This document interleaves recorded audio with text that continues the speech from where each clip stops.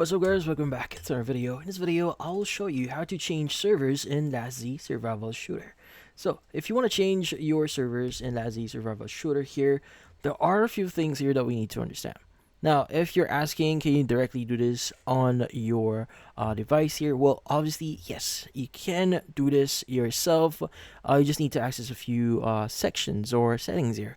So, you want to go to the top left of your screen, it's going to be your profile icon, and you want to first make sure that you bind your account to any email address or any credentials here. So if it requires you to bind anything or your account first, go ahead and do that first.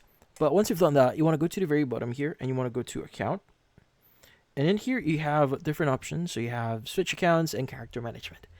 Now, if you want to change servers here, you need to create a new account. Now, if you want to transfer your existing account here to a different server, well, unfortunately, that is the limit here that the Survival Shooter has. So you won't be able to basically change or move your account to a different server, but you can create a new account here to any different server.